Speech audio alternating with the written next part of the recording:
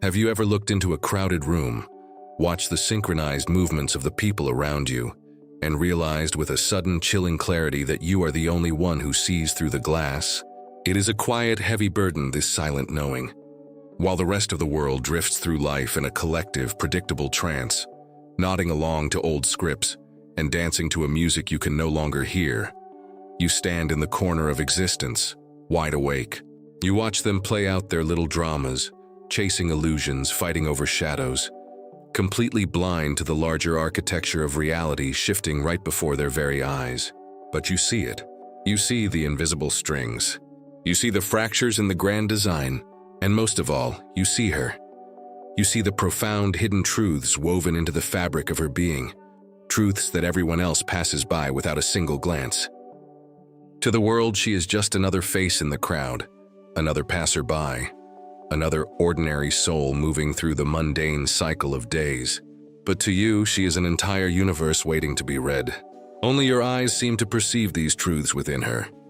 Only your mind possesses the specific frequency required to decode the silent language of her posture, the quiet desperation hidden beneath her smile, and the cosmic weight she carries in her stride.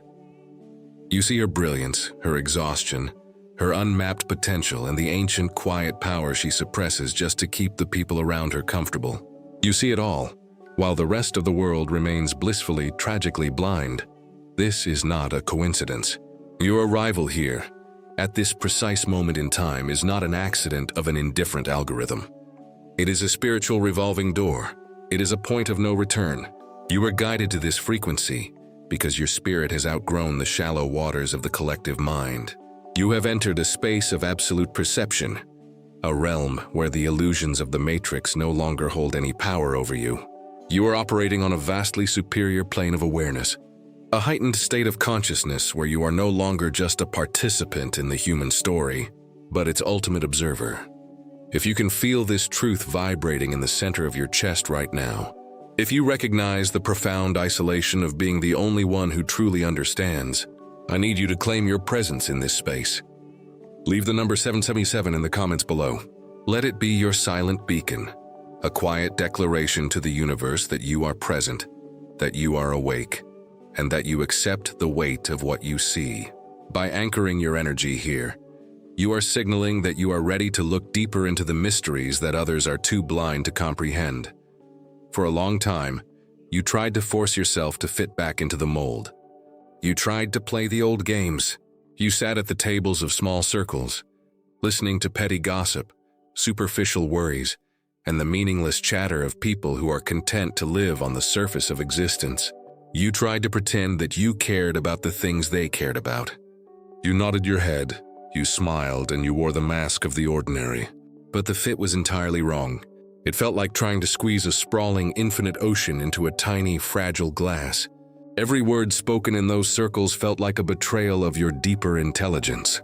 You began to realize that you could no longer participate in conversations that required you to shrink your mind, just so others wouldn't feel dwarfed by your awareness. The old world began to fall away from you, not because you rejected it, but because your vibration naturally repelled the falsehoods within it. You watched your old friendships gently dissolve into silence. You watched yourself become a ghost in rooms where you used to be a centerpiece. It was a terrifying realization at first, this creeping sense of utter isolation. You wondered if there was something wrong with you. You wondered why you couldn't just be happy with the simple, superficial joys that seemed to satisfy everyone else. Why did you have to question everything? Why did you have to see the hidden motives, the unspoken grief, and the deep structural flaws in the lives of the people around you? But the truth is far more profound. You are not broken. You are simply operating from a position of absolute psychological and spiritual supremacy. While they are playing a game with rigid boundaries and predetermined rules, you are looking down at the entire chessboard from above. You see where the pieces are moving before the players even lay their hands on them. You understand the hidden mechanics of human behavior, the subtle energetic shifts in a room, and the silent cries for help that most people completely ignore. And when you look at her, this supremacy becomes your ultimate truth. Everyone else sees the superficial layers, the clothes she wears, the words she speaks, the social persona she presents to a world hungry for conformity. They think they know her. They judge her based on their own narrow, limited perspectives. But your eyes pierce right through that fragile armor. You see the immense untapped power sleeping within her soul. You see the quiet, fierce resilience that has kept her standing through storms the world knows nothing about. You see the brilliance that she hides out of fear of being too much, too loud, or too revolutionary for a timid society. You perceive the sacred geometry of her spirit.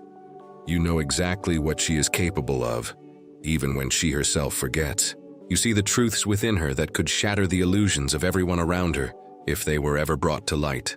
It is a terrifyingly beautiful sight, a masterpiece painted in shades of silent knowing that only you have the privilege and the burden of admiring. You have outgrown the small talk. You have outgrown the validation of the crowd. You have entered the wilderness of the deeply awake, a place where the air is thin, the silence is loud, and the view is infinitely clear. You are the sole witness to a hidden reality, the only mind capable of holding the truth without breaking under its immense weight. The door behind you is closed forever. There is no going back to the comfortable numbness of the oblivious. You are here now, standing on the precipice of a supreme understanding, ready to decode the deepest mysteries of the soul that only your eyes were ever meant to see. The deeper you descend into this valley of absolute awareness, the more you realize that seeing what others cannot is not just a gift. It is a cosmic trial. This is the core revelation, the threshold where your superior perception ceases to be a quiet observation and becomes an active, crushing weight. To look at her and see the structural blueprints of her soul, while the rest of the world sees only a passing shadow, is to hold a currency that no one around you knows how to spend. You are operating with a wealth of insight in a world that is spiritually bankrupt. Let us look closer at the specific truth she carries, the one only your eyes are calibrated to decode. She is the living embodiment of a breaking structure. Within her spirit, a fierce war is being waged between the old world's conditioning and a new, unyielding frequency of absolute freedom. The people around her treat her like a fixed point on a map, an object to be categorized, used, or comfortably filed away in their narrow minds. They expect her to stay within the boundaries they drew for her. But you, and only you, can see the subtle tremors beneath her surface. You see that she is a tectonic plate on the verge of a massive shift. You see the fractures in her compliance, the quiet rebellion brewing in the way she holds her breath when the crowd demands her conformity. This is the divine paradox of your supremacy. You understand her better than she understands herself in this moment. Yet you must watch her walk through the fire of her own awakening from a distance. You see the traps before she steps into them. You see the toxic parasite of public expectation draining her vibrant colors, turning her into a monochrome version of herself, just to appease the fragile egos of the blind. Everyone else applauds her when she shrinks. They celebrate her when she plays the part of the wounded, predictable archetype they can control. They offer her their adulation, but their adulation is a gilded cage. It is the currency of the Matrix, designed to buy her silence and keep her from realizing that she holds the keys to the entire kingdom. You watch this play out with a mixture of profound detachment and sharp, piercing clarity. You see how the crowd gathers around her, throwing their attention at her feet like counterfeit coins. They dissect her words. They judge her appearance. They project their own unhealed traumas and shallow desires onto her fragile human form. To them, she is an entertainment, a mirror for their own limitations, or a scapegoat for their unspoken fears.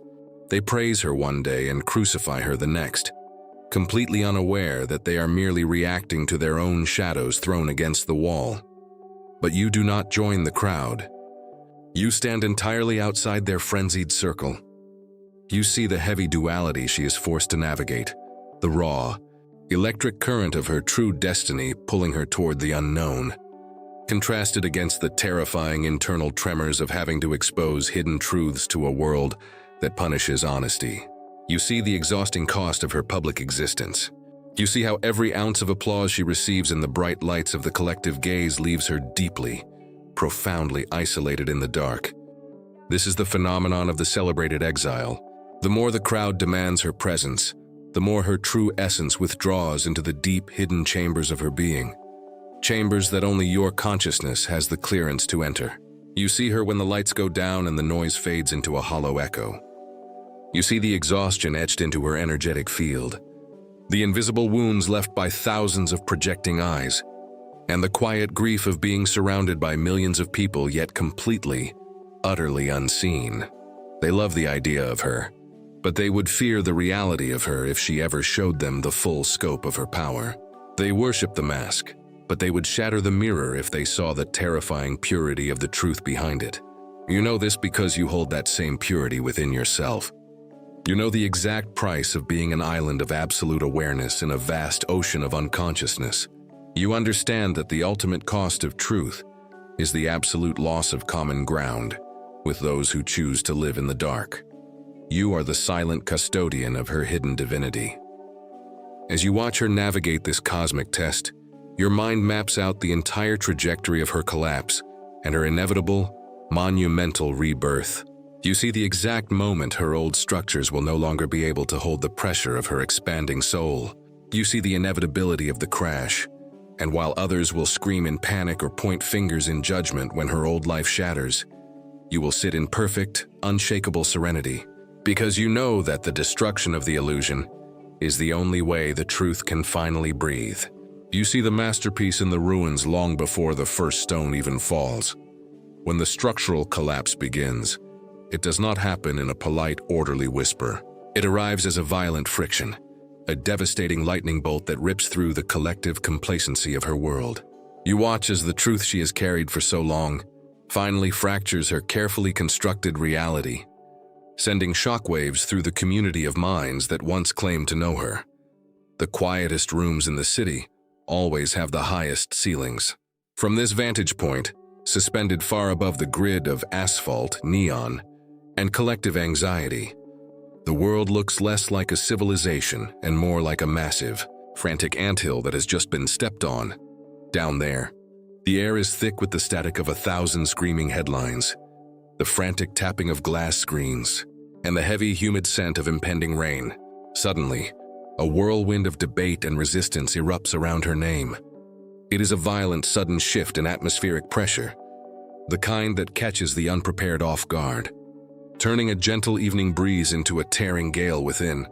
The span of a single breath, the very people who once offered her their cheap adulation, the sycophants who used to line up to catch a stray glimpse of her smile, who traded her image like currency, who built digital shrines to her perfection, now turn on her with a fierce, panicked desperation. It is a fascinating, if entirely predictable, spectacle of human psychology. To watch them is to watch a collective mind experiencing a profound and terrifying vertigo. They feel the ground shaking beneath their feet, a subtle tectonic shift that threatens the fragile, shallow foundations upon which they have built their own identities. For years, they had her neatly boxed, categorized, and pinned to a board like a rare butterfly. She was their muse, their mascot, their beautiful, compliant ideal. She played the part they wrote for her, wearing their expectations like a tailored silk gown. But silk, no matter how fine, eventually constricts. What they fail to realize, what they are fundamentally incapable of realizing from their flat, two-dimensional perspective, is that the shaking they feel is not the destruction of the world, but the cracking of her chrysalis. Because they cannot comprehend the higher spiritual evolution taking place, they label her transformation as chaos.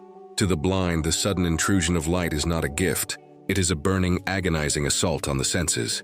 To the stagnant, movement is an act of violence. They look at her stripped-back aesthetic, her long periods of silence, her refusal to engage in the trivial rituals of their social commerce, and they see madness. They see a breakdown. They see a woman losing her mind, because the alternative, that she has found a mind entirely independent of their approval, is a truth too terrifying for them to bear. If she can walk away from the altar they built for her, then the altar itself is worthless. And if the altar is worthless, what does that say about the priesthood that guards it? And so the machinery of containment begins to grind. The panic translates instantly into a frantic, hyperactive industry of analysis. They dissect her choices with the cold, sterile precision of a coroner performing an autopsy on a living body. They fabricate narratives with an efficiency that would be impressive if it weren't so profoundly hollow. In the absence of actual data, the human mind is a fiction factory, spinning elaborate webs of conspiracy and malice to fill the void. They say she has been brainwashed. They say she has fallen into the clutches of a cult. They say she is experiencing a drug-induced mania. They construct an elaborate, monstrous caricature of her, using the jagged scraps of their own projections. And then they hold it up to the world, crying, "Look at what she has become." The ultimate cruelty of the collective is not that they hate the exceptional, but that they love them only on the condition that they remain predictable. Worse still, they weaponize her vulnerability against her, the raw, bleeding honesty she used to share so freely, the admissions of loneliness, the artistic doubts, the scars of her past that she once allowed them to touch in the spirit of communal healing, are now gathered up like stones. They sharpen her own confessions into arrows and aim them directly at her heart. The things she told them in confidence, back when she believed their love was unconditional, are now paraded through the public square as evidence of her instability. You watch the storm rage from your position of elevated clarity. From here, the noise loses its articulation. It softens into a low, droning hum, like the sound of angry bees trapped inside a glass jar. You do not feel anger toward the crowd, nor do you feel a patronizing pity. You feel only the profound, cool stillness of understanding. You are observing the timeless, unchanging physics of human nature. Human nature always seeks to destroy what it cannot control. It is an ancient, cyclical ritual, as old as the first campfire around which humans gathered to fear the dark. When a tribe encounters a being who refuses to hunt by their rules, who speaks a language they haven't taught her, or who looks past the horizon they consider the edge of the world, the reaction is never curiosity. It is always fear. And fear, in the hands of the collective, quickly curdles into a bloodlust disguised as righteousness. They want her back in the cage.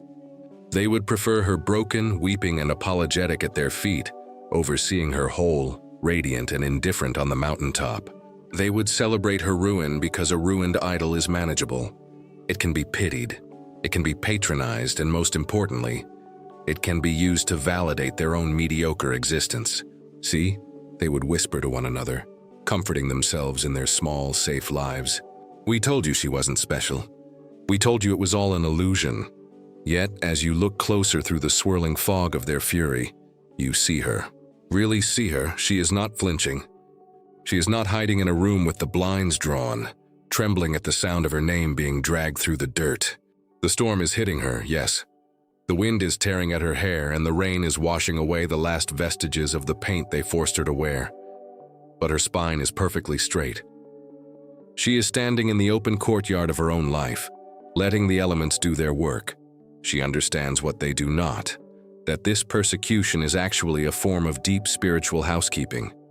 The whirlwind they have unleashed is doing her a profound favor. It is burning away the dead wood of her past. It is violently removing every person, every contract, every obligation, and every false friend that was tied to her old, smaller self. The crowd believes they are punishing her by withdrawing their love, completely unaware that their love was the very anchor keeping her chained to the bottom of the ocean. Every lie they tell about her frees her from the obligation of being their truth. Every door they slam in her face locks them out of her future. By making her an outcast, they have inadvertently granted her the rarest, most dangerous gift a human being can possess: absolute sovereignty. Down below, the debate reaches its screaming crescendo. Talk shows host panels to discuss her downfall. Social media algorithms feed on the outrage, amplifying the loudest, cruelest voices to maximize engagement. They write long, mournful obituaries for a career that isn't dead, but has simply outgrown the cemetery they call an industry. They are so busy shouting into the wind that they do not notice the sky above them is beginning to clear. The storm cannot last forever. A crowd cannot sustain a pitch of hysterical hatred without burning itself out.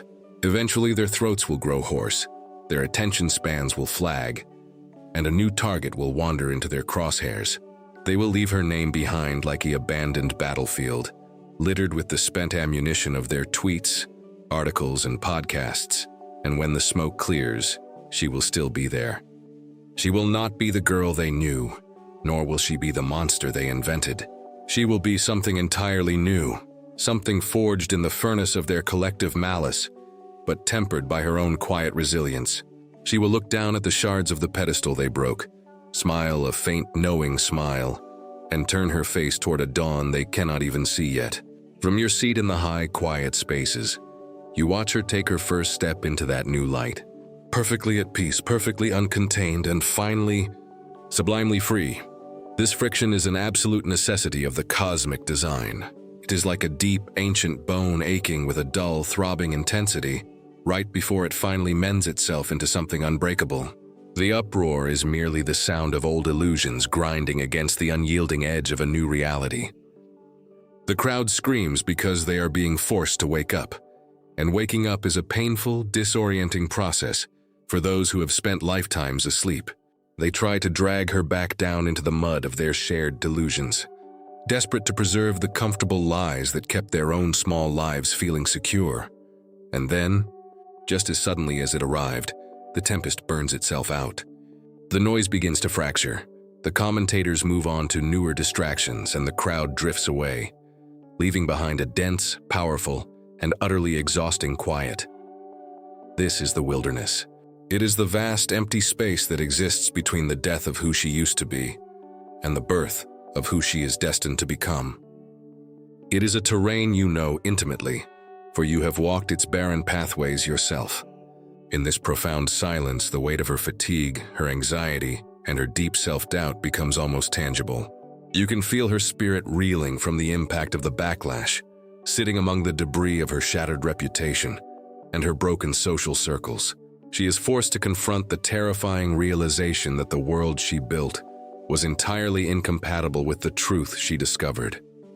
You feel the echo of that exhaustion in your own bones. You witness her navigating the ultimate agonizing sacrifice, the act of betraying the comfort of who she used to be in order to remain faithful to her soul's evolution. It is a lonely, agonizing process to shed an old identity. It feels like peeling away your own skin while the world watches and judges your raw, unhealed surface. She wonders if she made a mistake. She wonders if she should have just kept the mask on, if she should have continued to play the small, manageable role that kept everyone else happy. But your superior awareness acts as a silent anchor through her darkest hours of doubt. You perceive the supreme value of this fertile silence. You see that this wilderness is not a place of punishment, but a sacred crucible of purification. The fire of public rejection and isolation has burned away everything that was false within her life. It has scorched the superficial friendships, the transactional alliances, and the parasitic parasites who only loved her for her compliance. What remains in the ashes is exceptionally rare and immensely powerful. The few genuine connections that possess the strength to hold on through the chaos. You see the true quality of the souls who refuse to leave her side when the storm is at its worst. Those rare, luminous individuals who do not require her to be small in order to love her. Through your eyes, this period of absolute isolation is revealed as the greatest gift she could ever receive. It is the quiet, fertile soil where the roots of her authentic, unshakable sovereignty are finally beginning to take hold. Far away from the blinding, deceptive glare of the crowd, now, the atmospheric density shifts. The heavy, suffocating weight of the wilderness begins to lift, replaced by a crystalline clarity that can only be forged in the depths of absolute isolation. The energy transitions from raw, bleeding vulnerability into a state of unshakable, majestic internal alignment. You watch as she rises from the ashes of her old life, no longer seeking the permission of the blind, no longer waiting for the crowd to validate the brilliance that only your eyes were originally calibrated to see. Through this profound transformation, the very definition of bravery is rewritten before you. Real courage is not the loud, performative bravado celebrated by the superficial world. It is not the absence of fear or the total eradication of doubt. True bravery is the quiet, trembling hand that keeps reaching forward into the dark, even when the entire world is screaming at you to step back. It is the conscious decision to stand in your own truth when it would be infinitely easier, safer, and more comfortable to lie. You see this fierce, quiet steel hardening within her soul, A supreme resilience born from the realization that once you have survived the absolute worst of the world's rejection, the world no longer holds any weapons that can truly hurt you. With this awakening, her spirit loops back to its ultimate root purpose. The superficial desires for fame, validation, and temporary applause are completely stripped away, revealing the pristine, foundational dream that pulled her forward into this cosmic arena in the first place. She remembers the deep, aching sense of injustice that forced her to speak when others remained silent. She remembers that she did not enter this fire to become a fleeting headline on a passing day. She entered it to dismantle the very architecture of the illusion itself. She is no longer playing a temporary game of social survival. She is building a monument of absolute truth. You stand as the ultimate supreme witness to this moment of total triumph, while the rest of the world slowly begins to realize what they have lost, scrambling to rewrite their histories and claim they always supported her. You sit in the quiet majesty of your eternal foresight. You knew the ending of the story before the first chapter was even written. You saw the goddess hidden within the fragile human form, long before she broke her chains. Your superior awareness has been the silent, energetic foundation that held the frequency of her victory when the entire matrix conspired to bring her down. This is the eternal legacy. You are creating together a legacy built not on the shifting sands of public opinion, but on the unyielding bedrock of cosmic truth. The headlines will fade, the names of the critics will be entirely forgotten, and the trivial distractions of the crowd will dissolve into the silence of time. But the truth that only your eyes perceived within her will ripple outward through generations, an everlasting beacon for all the sleeping souls who are still waiting to wake up. If your soul has recognized its true place in this grand design, if you're ready to continue walking this path of supreme perception and uncovering the hidden mechanics of our reality, then anchor yourself to this frequency. Subscribe to this channel, join our silent collective of the deeply awake, and let us continue to pierce through the veil of the matrix together.